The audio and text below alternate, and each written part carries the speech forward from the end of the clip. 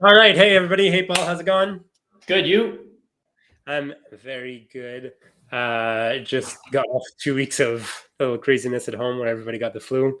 I finally have a home with no sick kids in here. That's amazing. First time Woohoo! in weeks, no sick kid. That's On that note, I've got a sick kid. no. Yeah, but both my kids have been sick 3 times since September. Anyways, we won't talk about that. That's not why we're No, here. we're not here. Well, maybe we are. I don't know. Who knows? But we'll see how things go. Obviously, we're recording this on December 1st. It's we're planning for the end of the year. Most people are. By the time we post the show, it'll be either be first week of December, second week of December type of thing. So planning for 2023 is obviously always a big thing. Planning for the upcoming year is always a big thing. There's always a lot of parties involved. There's obviously the executive teams and the financial teams and all that stuff, which coming in with their, bottom top down, and then like some companies have a bottoms up as well in there. So it's always an interesting time. At the same time, you're trying to finish off the year strong. So it's always definitely an interesting time of year for everybody. We also know that it's a maybe slower period for a lot of organizations, right? People are starting to head off on vacation and whatnot. Whoops, sorry. So then I got a phone call on my phone fell off. So let's stick to the sales side. So first we're going to talk more about like on a practical level, how should sales executives or sales leaders plan for next year? And then we'll talk about how to operationalize that in your system, in your CRM, and all your other systems, if you will. So Paul, how does a sales leader plan for 2023? Well, there's two plans, right? There's the plan that you want your team to execute, right? So let's say you're a leader of a large company or a small company or a medium company. You've got expectations on the revenue that you expect from that team in the following year. Mm-hmm. And then there's also your plan as to what you're going to present to your executive team if you're not right at the top. But right. These two plans should be pretty similar, right? They should feed each other. So let's talk about how you plan for your team first, how you get your team to execute what you want them to do. So the first thing I think that's the most important, and you heard me say this before, so I'm not saying anything new to you, but you've got to get the team buy-in, right? So whoever it is, if you're at the executive level and you've got directors beneath you, or if you've got VPs beneath you, or you've got managers beneath you, those people have to execute a plan that they believe in. Now, what often happens with companies is that we impose a plan on them. We say, okay, this is how much I want you to sell this year, and this is the kind of clients I want you to go and get. Now, go and do it, right? Right. And what do I mean by get the buy-in is that you've got to understand what motivates these people. So really what you should be asking them, and I've got one leader that did this with me many years ago, and it was great, is he said, Paul, when I was a rep, he said, you put together the action plan that you think is going to give you success this year. And I want to see the action plan in your words and what it is that you need to do. What are the actions you need to take? And when I say actions, I mean calls, meetings, clients you're going to talk to, important clients, whatever your approach, your plan, your strategy to have that success. And the thing that's really important here is, of course, you're going to guide them. You're going to say, these are the kinds of things I want to see. But you've got to say to them, you guys are going to put it forward. And that's the easy part, right? So they're going to put it together. But the most important part is, and this is where a lot of leaders forget to do it, is now put that plan together. But tell me what that plan allows you to do, Paul. When you are in that seat doing these things, what does this plan allow you to do? How does it help you advance your career if that's what you want to do? How does it help you open certain kinds of clients if that's what you want to do? How does it help you put money aside for what you want to do if that's what you want to do? How does it feed you? Because if this plan doesn't feed you, Paul, it ain't going to work. And so leaders, I believe, need to do this with their team, so their managers or their VPs, whoever it is. And the VPs and managers need to do this with their team. In other words, it's got to come from you. Yeah, from So you, the rep. from you, the rep, of course, you got to give them guidelines. I want to see meetings. If they come in with a terrible plan, you say, well, look, I Yeah. respect you. This works for you, but it's not going to work for the company. Fair. Right. You need, so then you readjust and then you negotiate what needs to be done so that the rep arrives at their results, or the manager arrives at their results, and you arrive at your results. Mm-hmm. The big mistake a lot of companies do is they say, magic wand, this is what you've got to sell. These are who you want to go and get it. And they never achieve their targets. Or if they're really lucky, like in 2021 or 2020, they'll achieve their targets. And it was sort of like a magic wand, oh, we didn't have to sell anything this year. The phones were ringing off the hook. Yeah, well, that ain't going to happen very long. Yeah. But I think it's also, I mean, obviously it's got to be tied back to reality, right? Like, which is like, if your goal is to do, one meeting a quarter, I mean, assuming that you're not like selling like multi-million-dollar deals, obviously, but, but if you're selling like, let's say a $3,000 deal and you're hoping to have like one meeting a month or a quarter, like that's obviously not in line with the reality of the business either, right? Exactly. I mean, that's the whole thing right here. Sorry, I'm just going to close the blind here. It's very, very sunny in here. That's the whole point, is that when you ask that person to put the action plan together, you're going to see if they're realistic or not. But you have to give them the chance. If you don't give them that chance, then they may come up with something that's super creative that you love, that can be achieved. That's wonderful. Now, that's where the negotiation happens, right? So like you said, the person comes back and says, well, I'm going to do one meeting a quarter. And you're going to say, well, that doesn't work. Well, you're also going to see the motivation and where they're coming from and why they want to do it that way. And if, for example, let's be more realistic.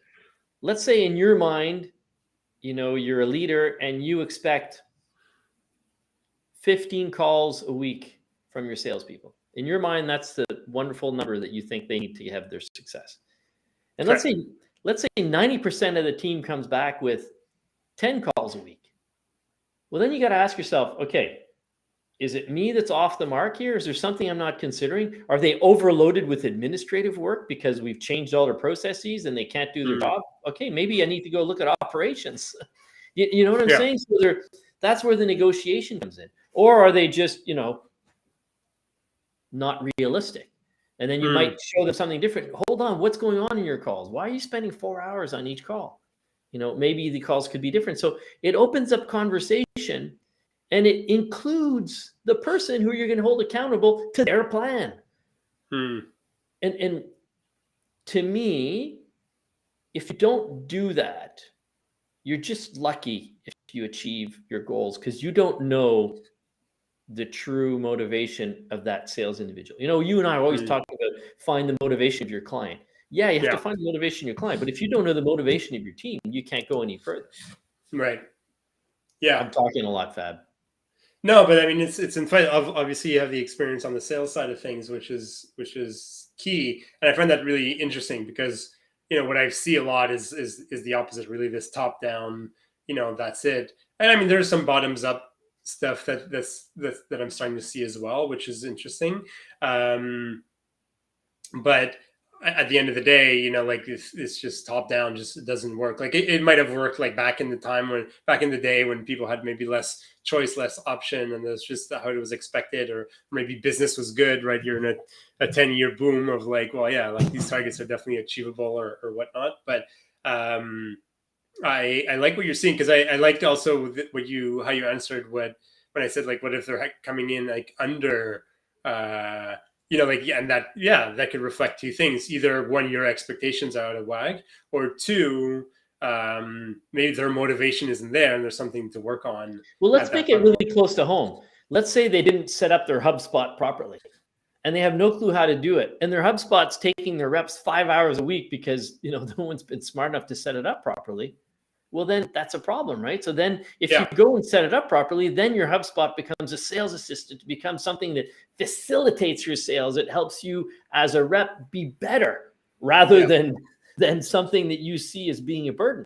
So that's a perfect example. So, and that's the responsibility of the leadership team to, hey, you need to take the time to set your CRM up properly, or else it's going to be a burden more than help. And that's why guys like you have a job.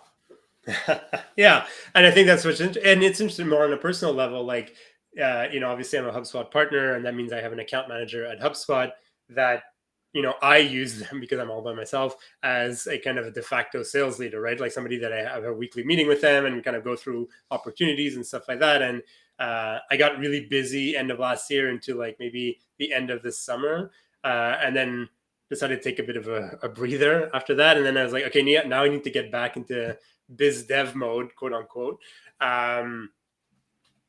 Which we could argue I should have never left, and you should always be building your pipeline and blah blah blah. Blah. But hey, I'm one person, and at some point you gotta do what you gotta do, and that's exactly what he did. He's like, okay, well, what do you want to do to achieve? Well, first of all, what do you want to achieve? What does it mean to be back Yeah. into biz dev Yeah. mode? What do you want to achieve? So I came up with some objectives. He's like, okay, well, now what do you want to do to get that? So I was like, okay, well, I want to be, I want to post content on LinkedIn once a week because I know there's a correlation between the amount of content I post to the number of leads I get. Inbound leads I get.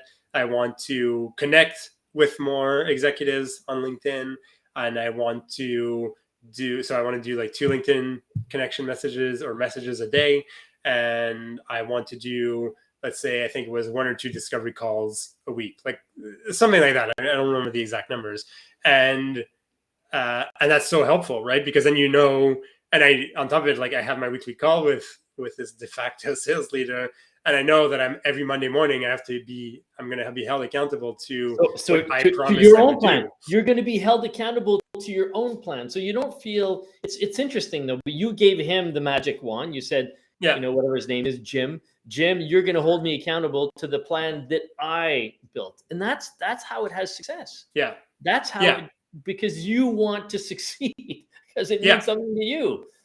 yeah. Exactly. So obviously because I'm a CRM admin, what I did is then I went to my CRM, and then I added all these in as goals, and I had reports that I could see on a daily basis, like where I was on my like LinkedIn messages goal, and I would see where I was in terms of my discovery call goals and all that stuff, so that when I sit with him every morning, it's or not every morning, sorry, every Monday morning, then I knew exactly where I stood versus my goal, and that's what's helpful. And I feel like, if we switch to more of an operational side of the discussion, I think that's where I see a lot of things falling through, right? I think on the one hand, the objectives come top down, which doesn't get very motivating for a lot of. I mean, some reps are maybe motivated to like they want to please, and they want to please their boss, so they do what they need to do. But I think others disconnect from that. So I like what you were saying about the bottoms up more. Like, hey, here it's kind of almost, here are our targets for next year. Like how do you want to achieve that type of thing in terms of financial targets? Can I interrupt you there? I want to challenge you on something because Yeah. it's, to me, it's neither bottoms up or top down, because Okay. I see it as, if it's just top down, then you're just lucky, right? Yeah. You're just lucky because you threw them a number, and if the economy works, and you're just lucky that they're motivated. If it just Yeah. bottoms up, it's like, well, maybe that person's not as realistic as they need to be in what we need to achieve. So it really has to be a joining of both, right? It has. Yeah. It's really a conversation. And what happens is that, shift the paradigm, and instead of being top and bottom, put it as side to side. Right. So it's two people who have an objective that need to agree on what it is that's going to bring the company success. And Right. and what I mean by that is that your leader has to listen to the individual, and the individual has to listen to the leader. And if I can give for a second Yeah. a really human example that a lot of people can relate to, it's when you have children. When you have children, you're in a position of authority, and you want your children to do certain things. You want them to do well in school, you want them to do well in sports, you want them to clean the house, whatever it might be. You want them to be good kids.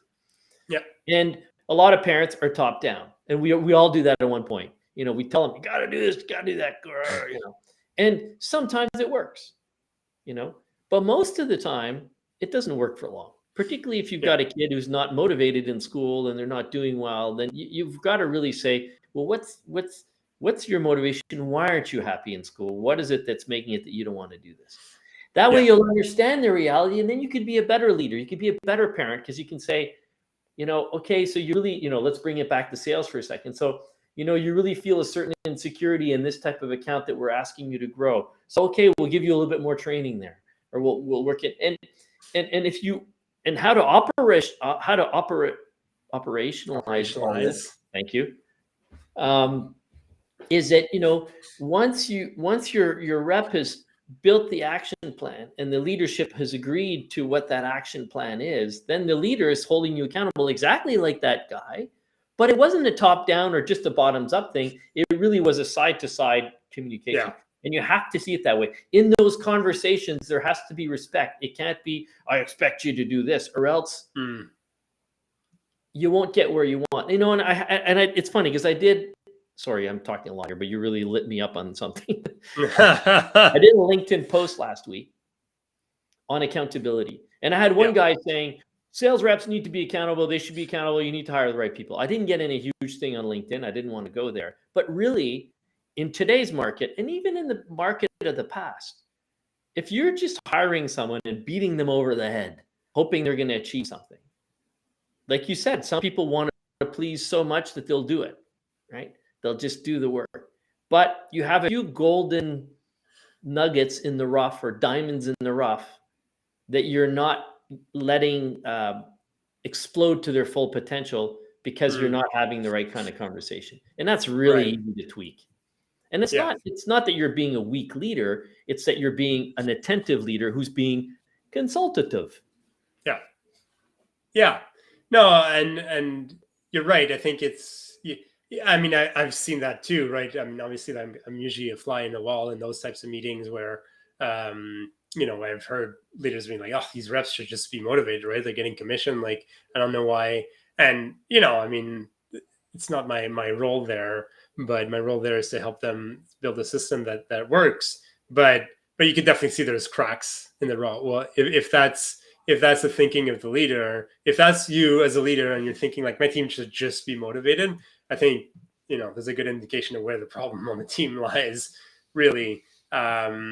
Especially, well, I don't know, but definitely in startups where they tend to hire a lot of young salespeople, like straight out of school or not even in school, trying to figure out what they want to do.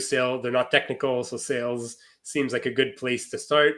They need a lot of support, right? Like it's just, they need a lot of support, a lot of training. These are not like 30 years in the field. Like these are net new. Like they'll need like sales methodology training. They'll need a lot of coaching and mentorship even, and stuff like that. So that's a really good point, Fab. And anyways, I'll let you finish your point there, but let's come back on that because a lot of people expect too much from people without giving them training or coaching.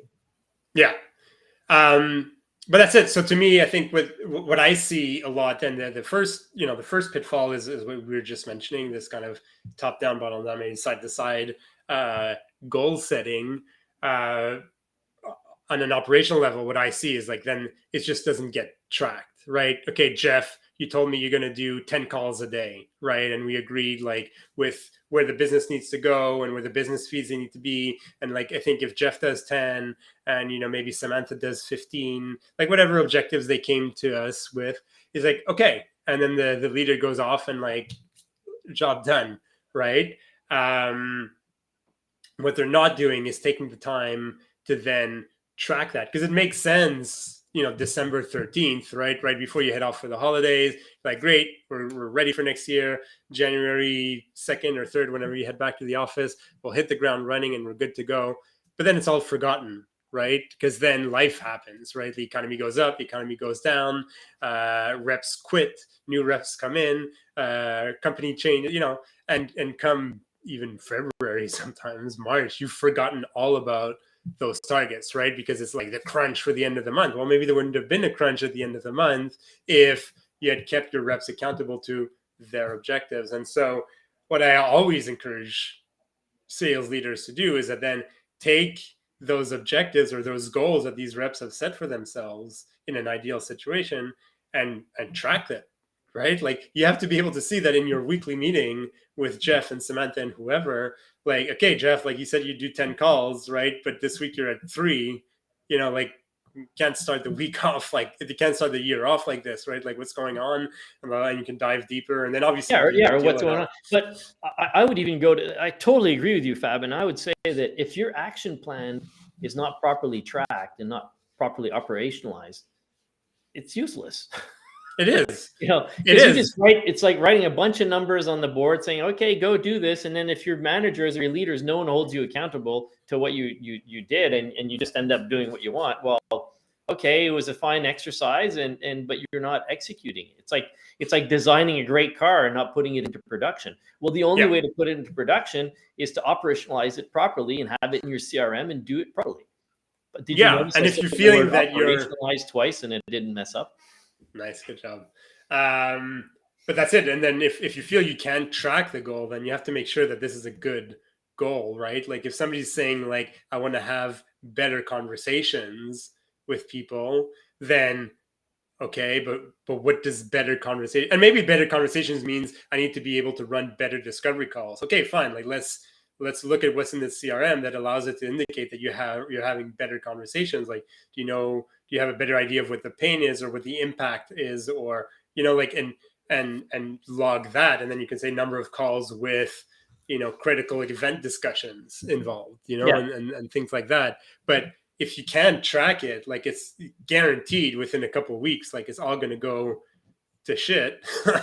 and and you need to me that's almost the most important part, right? Like because you can tweak the goal as you go, right? Maybe like Jeff was like, oh, maybe 10 was a little aggressive on my behalf, maybe 8's a little closer to what my reality is. Okay, but let's adjust it to 8 because you're still achieving your financial targets. Okay, 8 is good, we don't need to do the 10. You're achieving your targets with 8, let's continue with 8. But if you're not tracking that, then just be like, oh well, this week I did 2 because I got really busy, and so on and so forth.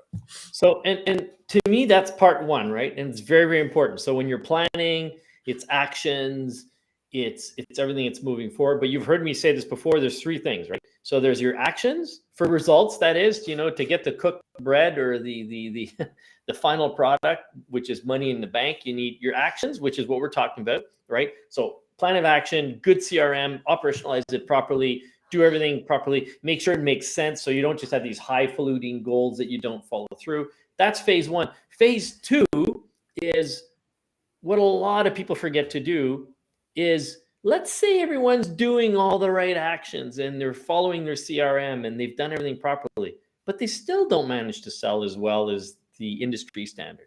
Well, the only other thing that you control then is your methodology, and a lot of people do not spend enough time on training and coaching. Right. They think coaching is, why didn't you do the call? That's not coaching, right? Well, it is coaching, but what did you say in the call? What happens? They don't do enough role plays. They don't do enough simulations. People don't spend enough time training the people in sales. You talked about new people before. It's so important to have a playbook, to have a proper way of making these people, helping these people achieve their goals. We send our kids to school to learn to write and read. Well, that's training. We send our doctors to university to learn to be good physicians. Well, that's training. We send our psychologists to university to learn that's training. But we tend to forget to train our sales force. Yeah, which is, and our leaders. Yeah, I think you could argue that with every branch of the business, right? A lot of them don't do that training. I think maybe some that are part of orders, like maybe accountants and stuff like that, have to do some training to keep their spot in the order. But yeah, definitely, I think training is definitely underestimated. And training, I don't know, on the sales side, obviously, I spend a lot of my life in marketing. I find training on the marketing side of things becomes very tactical, but almost in a vacuum, right? Like this is how you run social media, but it's not coaching. It's not tangible training in terms of how to do your job, right? It's more like we have some training budget, maybe, and there's this new, like how to do TikTok, but like it's, you're never going to use it for the business. It's just a way of like spending budget, really. So being mindful about that training, I think, is going to be critical. Yeah, and like in sales and in marketing maybe it's a little harder, but you run simulations, right? You try things and you see why it worked and why it didn't work and how you can make it better until you tweak your marketing plan, your social media plan, everything that's marketing, everything and anything that's marketing, to a point where you've tried things and you know why they failed or why they work. Because Yeah. if you know, I hate when someone says, "Oh, he's a great salesperson." Well, why is he a great salesperson? I don't know. He's just got it. Ugh, Yeah. it doesn't really help, because then you're just, you're sort of winging it, and you're not lucky. So Yeah.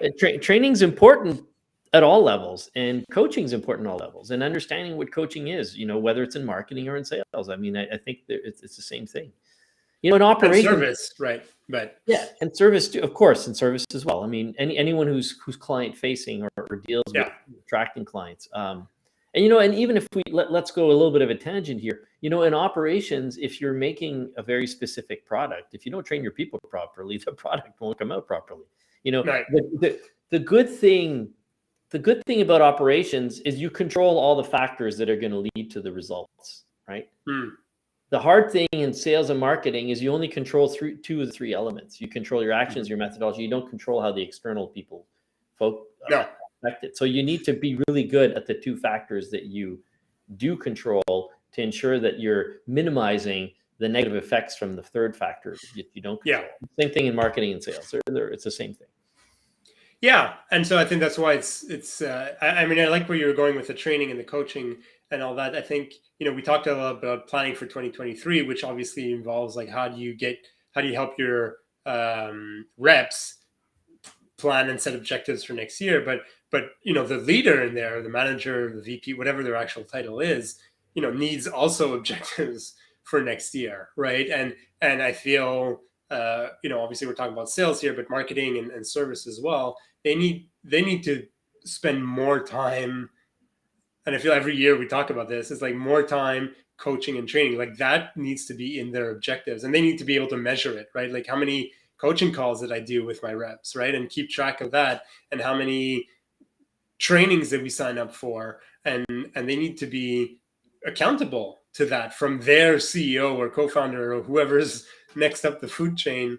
They need to be accountable to that, because that's a huge driver of success, right? Like it's massive, right? And I mean, at the end of the day, right? Like Jeff, whatever he had said, 10 calls, it's important, but maybe those, what if he's like just, it's probably a weird analogy, but phoning in the call, right? Like Yeah, just like if he's just breathing heavily on the other part, on the other yeah, side of the phone. like the call's been logged, Yeah, right? So yeah, yes, check. But I mean, if he's not doing what he needs to yeah. do on that call, like then it's the training and the coaching that's going to help, right? And so yes, the objective is important, but the coaching is critical. So I think as a planning for 2023, as a sales leader or marketing leader or customer service leader, you need to have very concrete coaching and Yeah. training goals there that you can be held accountable to, right? Maybe one training session a quarter, and 5 coaching sessions a month, right? Yeah. Or whatever. And I know like your coaching sessions can happen out of the blue, right? You're having a conversations here, right? Like it's a little harder to quantify all of them, but to have at least X number of verifiable coaching moments. If you do more, great. Like no one's complain about more. I think that's definitely key. Yeah. And again, count it, measure it, track it. Yeah, absolutely. And there too, that's what I was going to say. You can measure, you can decide what you need to train on and where you want to make things better, ameliorate. Okay. So where you want them to get better at stuff, and you need to sit down and say, okay, so now let's assume everyone's doing the proper actions, right? They're making their calls, they're having their meetings, they're talking to clients. Now, what is it? How can we increase the efficiency of what is said and what happens in those meetings, or how the proposals are sent, or what's in the presentation? And that's where you can sit down and say, okay, let's see what they're doing and let's see how we can get better. Do we need outside training, or can we do the training internally? And do we need outside coaching, or do we do the coaching internally? And Mhm. those are basically the three, like, I keep saying this, but you've got your actions, your methodology. Your methodology is training and coaching. That's how you make that better. And Mhm. in there you've got, in sales you have to do role play. In marketing you might not need it as much, but in sales you have to do role play and simulations, because to absorb the training and the coaching, you got to practice it. It's like I can't I could show you on a video how to ride a bike, but to really do it properly, you've got to try to ride a bike. Yeah. So, so if I was to summarize what we said in planning for 2023, and I think you'll agree with me, I would say that you've got to have your action plan. So we've talked about how to best get an action plan, the buy-in from your people to get there, whether they're sales or marketing. And then you have to also work on the methodology, which is your training and your coaching, and in sales your role plays. And if you do those two things and you plan for those things, and you operationalize. Operationalize. Why can't I say that word? It's not a hard word. Operationalize those things, and you Mhm. use your CRM properly. And you know this as well as I do. You can integrate that training in your freaking CRM. So Yeah. there's a lot that you can do to make this happen. So if you plan this properly, you'll get the lift that you're hoping for, because you're putting everything on your side. Yeah. Um, and of course, Yeah. if we're talking planning too at a higher level, so we're talking very much here on how to get the salespeople and the marketing people do what you want, but we also quickly probably should talk about, your structure. So who's on the team and how to make sure your team is properly structured. That's something you should be planning as well. What growth am I expecting this year, or what attrition, and how do I Yeah. deal with that? And that's something you need to think about as well. But Yeah.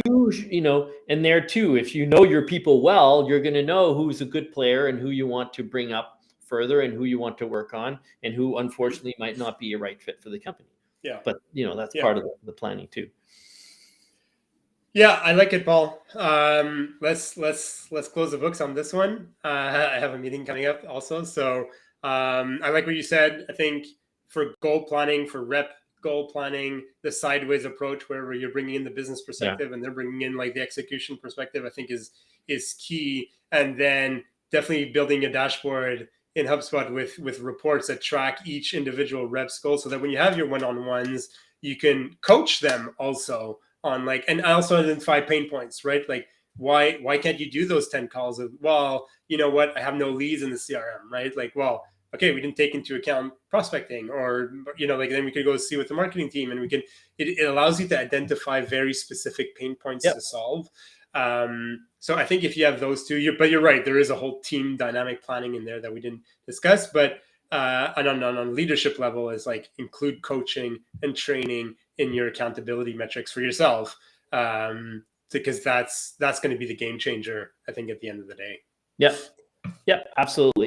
Just a last little thing there is, in your structure, if you know everything you need, talent wise, and you're missing stuff, then it's a lot easier to identify, because you've done all of your planning and your structuring and training, and you know where the gaps are. It's going to help you in doing your strategy at a higher level too. Very much. Awesome. Thanks, Paul. Ciao, Fab. See you Ciao, next time. folks. Thanks for listening. Bye.